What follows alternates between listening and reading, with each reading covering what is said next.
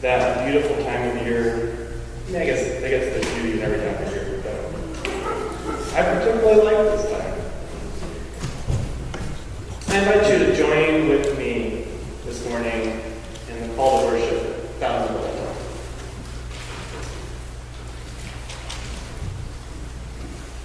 Our God is a God of compassion and mercy, slow to get angry, and filled with unfailing love and faithfulness.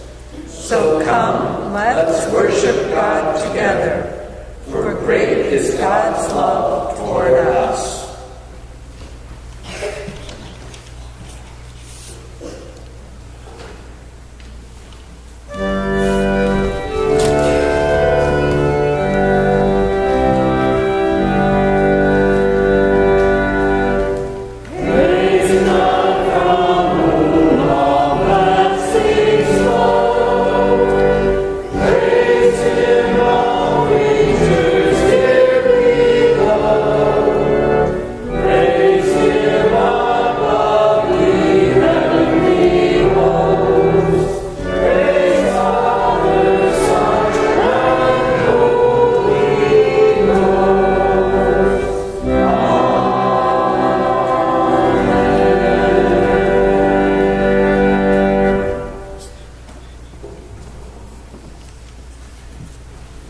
Through dreams and visions, O God, you broadened the horizon and hope of your people, that they may discover the meaning of your covenant, even in the midst of trial and exile.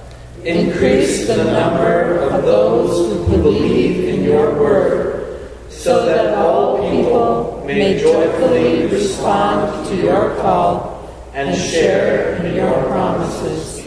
Amen. Let us sing together hymn 167 in the church service hymns, This is My Father's World. Thank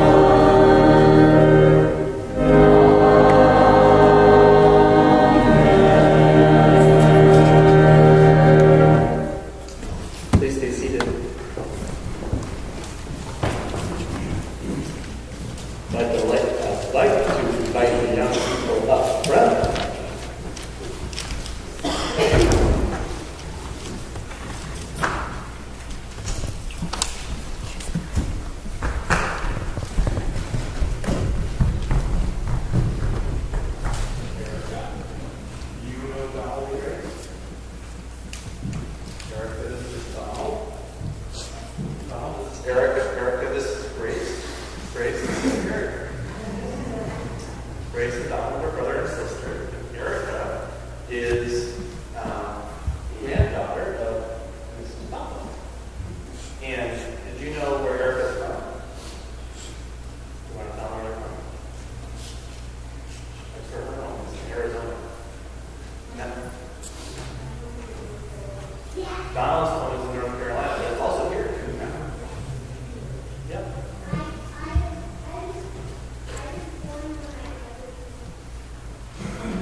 You were born where you were. Now, one of the things that I was wanting to talk to you about today is, Arizona. Do you have birds in Arizona? Do you have birds in North Carolina? Yeah. You do? Right? And do you have birds here in New Hampshire? Yes. So birds are kind of everywhere, right? Yeah. Well, at least all the places you can.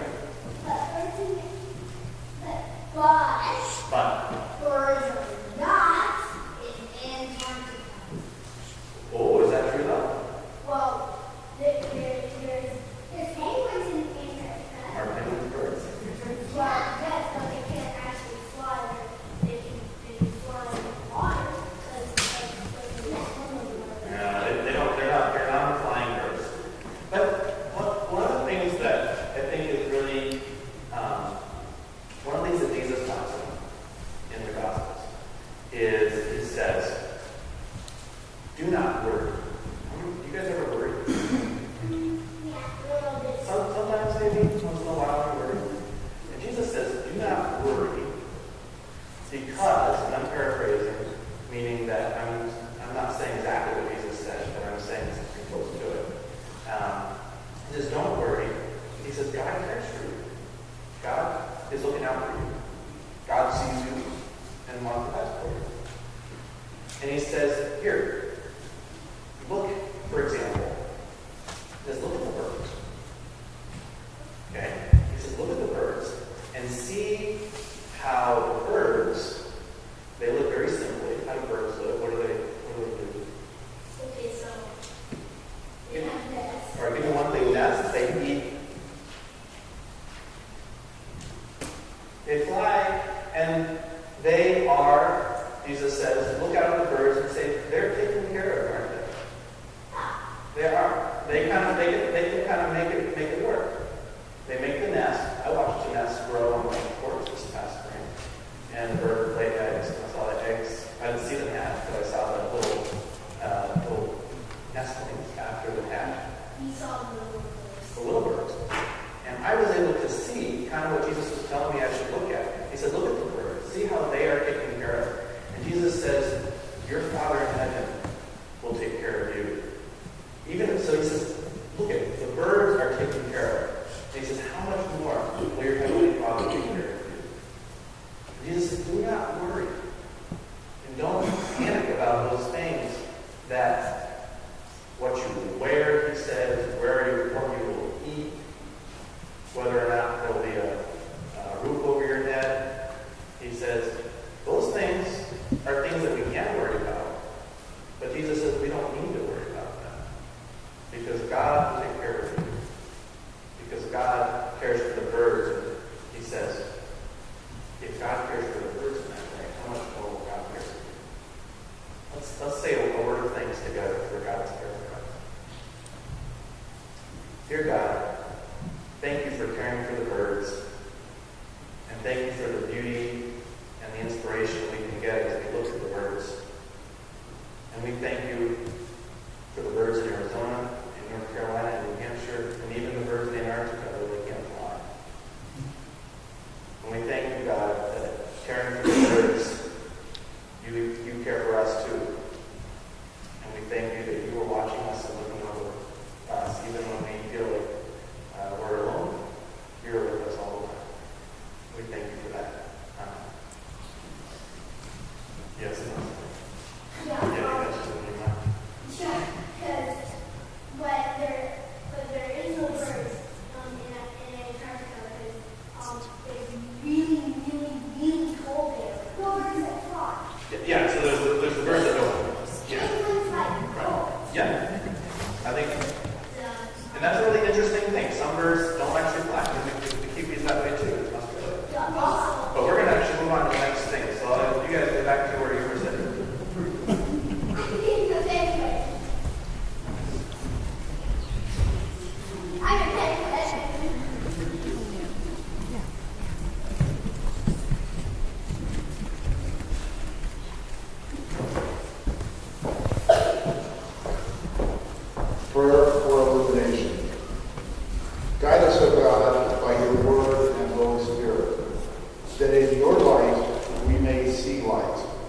In your truth find freedom, and in your will discover peace through Christ our Lord.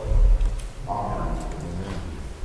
The first reading today is from Genesis 21, 8 to 21. In the Pew Bible, it's on page 15. In the large print, it's on page 26 and 27. The child grew and was weaned, and Abraham made a great feast on the day that Isaac was weaned. But Sarah saw the son of Hagar, the Egyptian, whom she had borne to Abraham, playing with her son Isaac. So she said to Abraham, "Cast out this slave woman with her son, for the son of this slave woman shall not inherit along with my son Isaac." The matter was very disturbing to Abraham on account of his son. But God said to Abraham, "Do not be distressed because of the boy and because of your slave woman. Whatever Sarah says to you, do as she tells you. For it is through Isaac that our offspring shall be named for you. As for the son of the slave woman, I will make a nation of him also, because he is your offspring." So Abraham rose early in the morning and took bread and a skin of water and gave it to Hagar, putting it on her shoulder along with the child, and sent her away. And she departed and wandered about in the wilderness of Beersheba. When the water in the skin was gone, she cast the child under one of the bushes. Then she went and sat down opposite him, a good way off, about the distance of a bow shot. And she said, "Do not let me look on the death of the child." And as she sat opposite him, she lifted up her voice and wept. And God heard the voice of the boy, and the angel of God called to Hagar from heaven, and said to her, "What troubles you, Hagar? Do not be afraid, for God has heard the voice of the boy where he is. Come, lift up the boy and hold him fast with your hands, for I will make a great nation of him." Then God opened her eyes, and she saw a well of water. She went and filled the skin with water and gave the boy a drink. God was with the boy, and he grew up. He lived in the wilderness and became an expert with the bow. He lived in the wilderness of Paran, and his mother got a wife for him from the land of Egypt. Thanks be to God.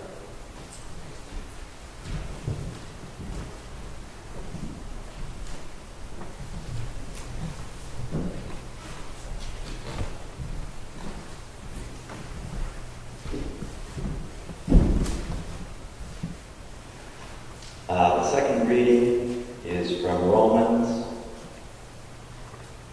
chapter 6, verses 1b to 11. In the Pew Bible, it's on page 917, and in the large print Bible, it's on 208 and 209 in the New Testament section. Should we continue in sin in order that grace may abound? By no means! Exclamation.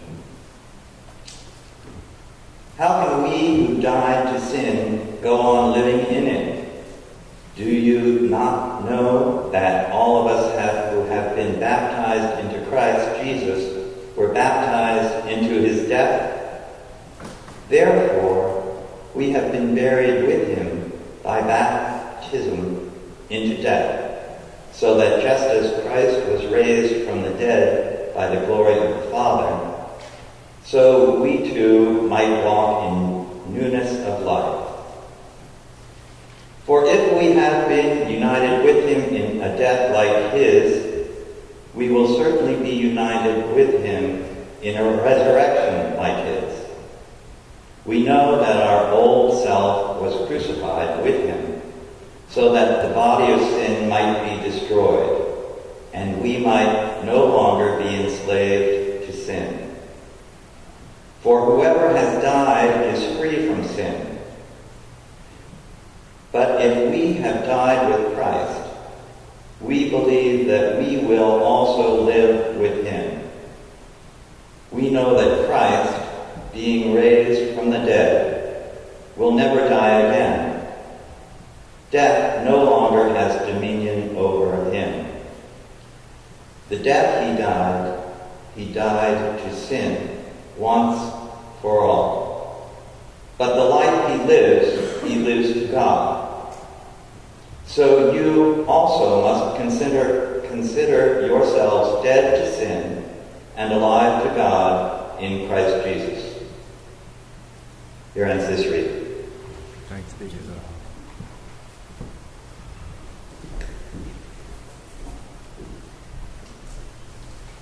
And our gospel this morning is Matthew chapter 10,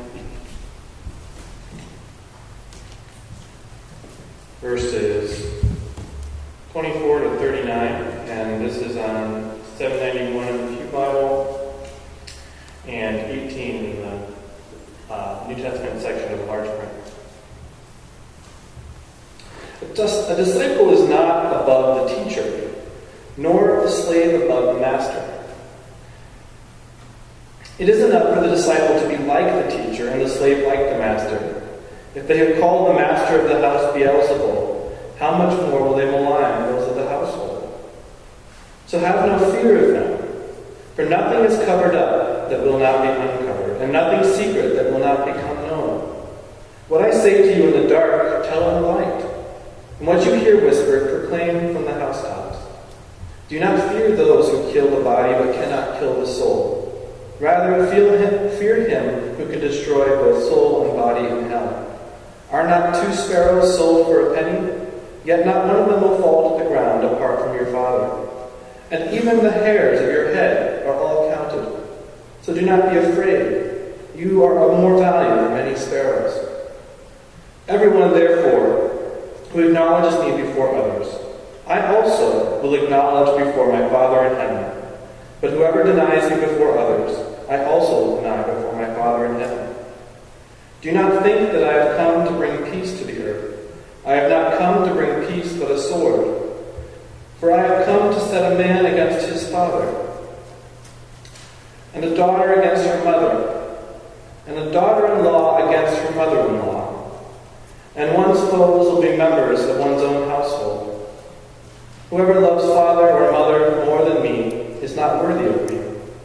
And whoever loves son or daughter more than me is not worthy of me. And whoever does not take up the cross and follow me is not worthy of me. Those who find their life will lose it, and those who lose their life for my sake will find it. Word of God for the people of God. Thanks be to God.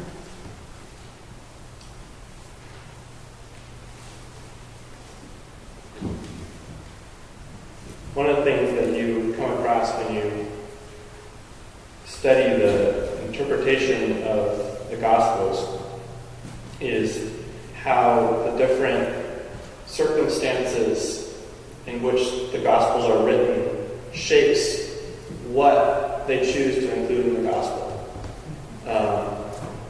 And one of the things that you definitely get the impression of from Matthew's Gospel is that this community that this Gospel was written for and in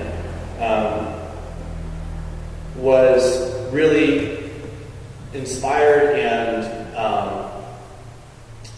and really sustained by these teachings of Jesus that really helped them to endure serious conflict in their surrounding community.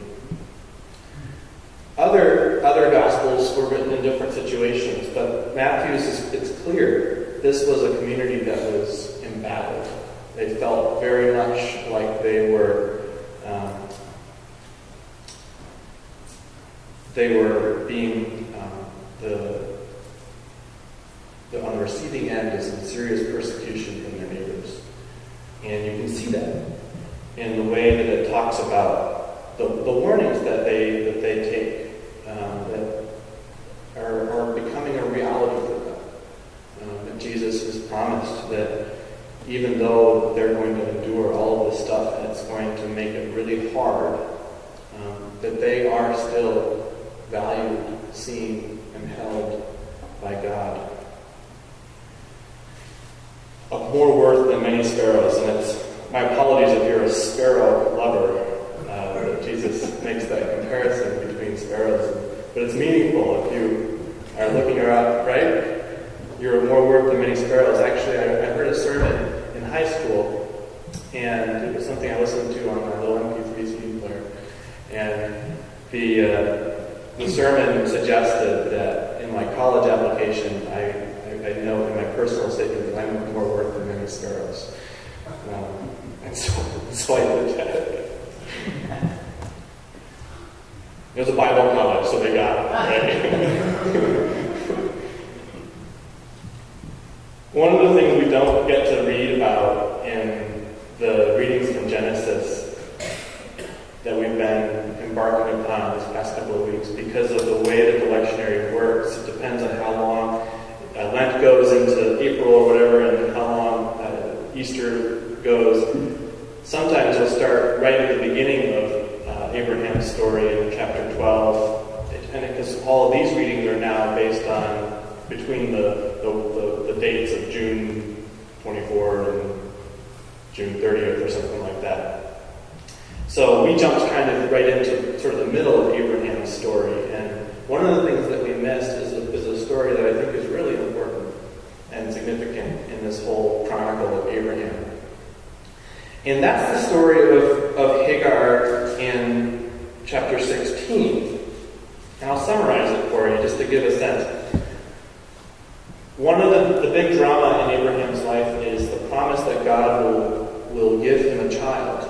And through this child, Abraham will be a father of many nations. And the blessing of the nations is the promise that Abraham's children will be as numerous as the stars of the sky. And how absurd this must have sounded to someone who in his old age was still childless. And so one of the things, and this is one of the things that I think is really a great thing about the Bible is not a cleaned up, shiny book about perfect people, right? It shows humans in all of their warts, in all of their messiness. And it shows a God who can use warty, messy humans. And I think that's one of the things that it blesses me the most when I read through the stories of the Old Testament especially. Because Abraham and Sarah were the people called by God, but they were also kind of a dysfunctional couple at times, a dysfunctional family at times. And some of us know and have experienced dynamics of dysfunction before. Amen? We know, and we can relate to Abraham and Sarah. We can relate to Sarah, and in that culture and time, not having a child, when having a child was your entire worth as a person. Not having a child when a child was your entire worth. It was your value as a matriarch to have children. That's just the way it was in the societies of that day. And here they were given a promise that this would happen for Sarah. And it wasn't. And so Sarah said, well, maybe we have to take matters into our own hands. And Abraham had a slave. Sarah had a slave helper. Again, a different whole culture and world than ours. But a good large portion of human history, there have been slaves. Now, I have to think about Old Testament slaves different than American slavery. But at the same time, still a person who was in bondage and had no rights apart from the ownership from their master's wealth. And so Sarah commanded Abraham, or said to Abraham, can you imagine what that was like? Go and have a child through my slave woman, Hagar. Works. Messy. Abraham has a child. He goes and, again, we're not giving a lot of details about this, but there was clearly no choice on Hagar's part. And Hagar conceives. Now, one of the things that people often look at is they see this as tragedy. Here's a woman who's helpless, she's a slave, and she is forced to bear the child of the patriarch. But we have to look at this another way, too, and actually, African American writers that African American women could really identify with Hagar, both in her occupation as a slave or as a domestic, but also in the way that she is at the will of this master, and always in a kind of subordinate position to the woman who has the real possibility of status. And yet, what I've read from African American writers about this story is they take a lot of interest in the empowerment of Hagar. Suddenly, the slave woman who has no rights, no value, no worth, she's at the complete bottom of society. Suddenly, she is the one who is bearing the heir of this family. And suddenly, in comparison to Sarah, who wanted to be the person that finally could have that accomplishment, that child, now Hagar has this kind of value and empowerment. And so, Sarah, warts and messiness, sends Hagar. Well, we don't know what she does at this point. We just know that it got so awful, Genesis 16 tells us, that Hagar had to run away. She felt, this is too much. Sarah, Abraham, you are too much. And I can't live in this. Have you ever felt like you've been in a dysfunctional situation where you just have to get out? Hagar had to get out. Hagar had to get away. And it's interesting, it must have been really bad because she had nowhere to go, and she was a slave, and she was pregnant.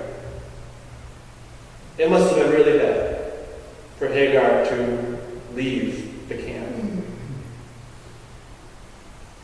Can you feel that? Can you feel the despair that drives a mother into the wilderness?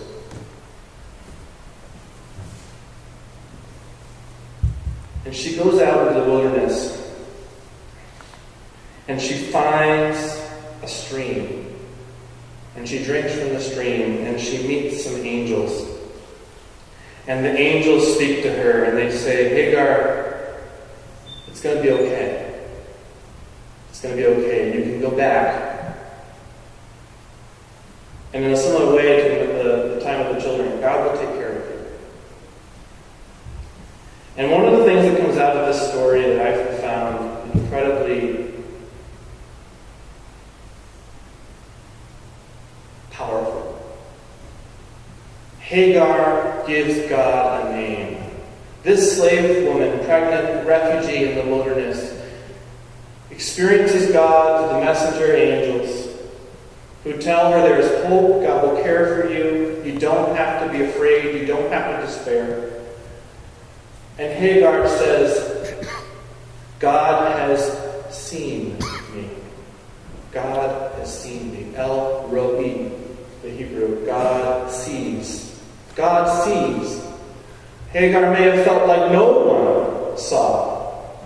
Hagar in her despair may have felt like all there was around her was dysfunction.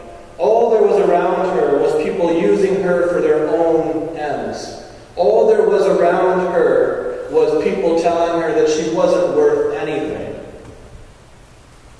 But out in the wilderness at that spring, she was seen. She was known. And she was beheld by a God who cared. And who said, and Hagar said, God has seen me. And she named that place the well of the God who sees. Now, we skip to today's reading. And here Hagar is again. And she's taken the advice of the angel. She's gone back. She's had the baby. And she's raised the baby. And I think she's probably felt much more comfortable in this situation. She hasn't felt like needing to run away. She's been valued by Abraham, especially there's this child. I mean, children bring excitement, even into dysfunctional and despairing situations. Children, they bring life into the room. And here she is, and once again, now there's more life, and now Isaac is born. Sarah and Abraham have their son, finally. And you'd think that things would be okay, right? The promise is fulfilled. Sarah's happy. Isaac and Ishmael, brothers. But something happens, and Sarah begins to get very angry or upset, disturbed about the way that Ishmael and Isaac, they're too close. And so she sends Ishmael and Hagar away. This time, it wasn't Hagar that chose to leave. She was okay. She thought, God's taking care of me. This time, she was sent away. Again, mess, warts, dysfunction. Abraham hears from God, it's going to be okay. Go ahead. And we're reading this story and we're like, what is going on here? How could it be okay? How? Hagar into the wilderness with an infant toddler? We don't know how old Ishmael is at this point. How is that going to be okay? This was not the 21st century America, where if you were sent out of your home, you could go and apply for services. She was sent into the wilderness. That was a sentence to almost certain death. If she was despairing before, how much more now with a kid that she has been caring for, who can see, who can experience all of this emotionally, physically himself? How will she explain this to Ishmael? And she goes out, and she gets to the point of so much despair that she sends Ishmael to sit underneath the bush. And she goes across from it, and she's just given up. And she says, we don't know what she says, but she lifts up her voice and cries, it says. And then it says something really strange. It says that Hagar lifted up her voice and wept, and God heard the voice of the boy. And the angel of God called to Hagar from heaven. And I was curious about this. Hagar weeps, lifts up her voice. God hears the voice of the boy. And I wondered about this. And I wondered if Hagar just didn't have the words at the time. But over here in the bush, the little boy, in his own childlike longing, called out. Biblical scholars will also tell you that Ishmael's name means God hears. God hears the voice of the boy. Hagar and Ishmael were seen again. Hagar and Ishmael were held again. A well was shown. A promise was given. Ishmael will be able to survive this. Hagar, you will be able to survive this. There's a lot of dysfunction. There's a lot of uncertainty. There's a lot of stuff coming at you and going on all around you. And you feel like giving up. But God has not brought you this far, Hagar, to leave you where you are. It's intentional rhyme. God has not brought you this far to leave you where you are. God will take care of you. And the power of this story is the power of the God who sees. It's the power of seeing that in the midst of human dysfunction, rivalry, the way that desires for permanence lead us to want to control things that are not for us to seek to control, the way that desire for putting things right, keeping ourselves, in Sarah's case, our son, safe and secure from any conflict, leads us to want to do things that are not right, that do not value the dignity of other people. But the good news is that there is a God who sees, a God whose compassion and grace can, even in the most despairing times, and especially in the most despairing times, hold you in that compassion and see you through.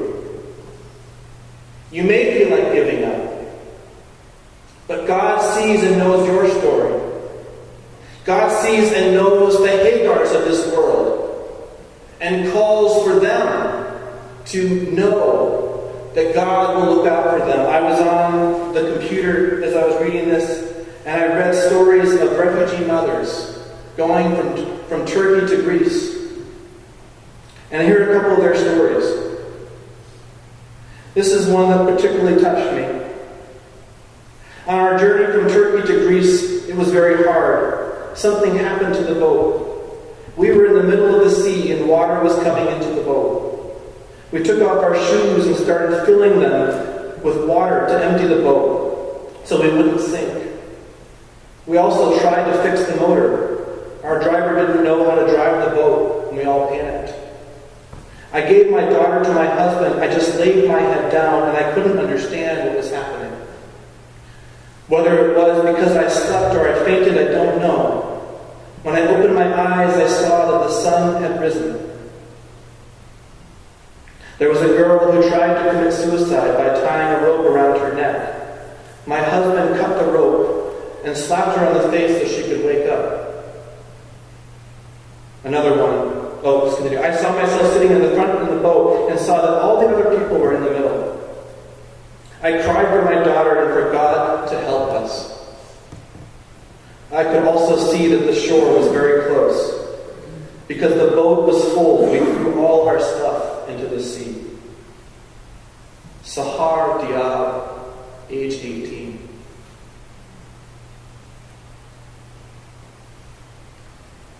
When I was in Syria, I was 7 months pregnant, and one day an airstrike hit next to my house, so I lost the baby. They took me to a place to take out the baby from my belly without any anesthetics.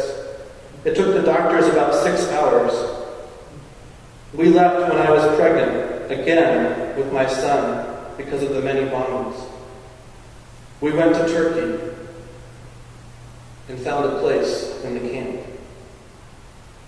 Amani El Mahif, 29, mother of 6.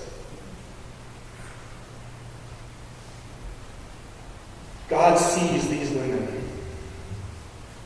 El Roi, just as God sees you, just as God saw Hagar, just as God sees me. God knows their story. God knows their longing for their children. And God knows your story and your longing for your children and grandchildren.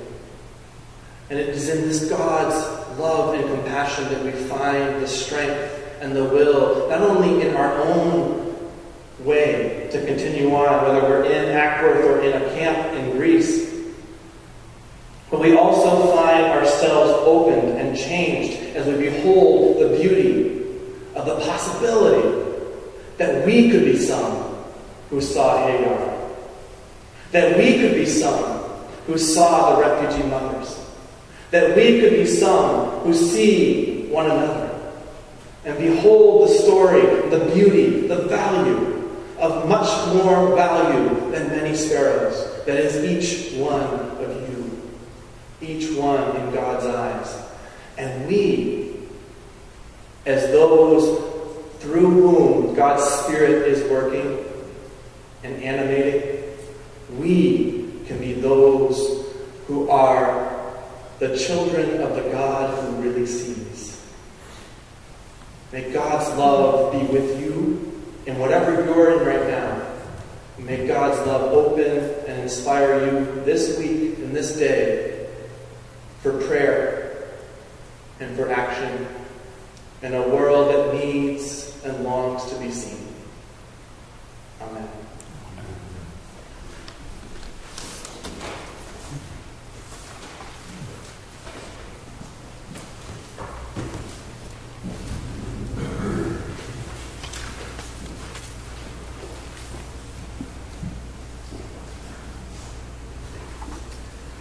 Let us sing together hymn 2 in the church service hymns, It Is Well With My Soul. It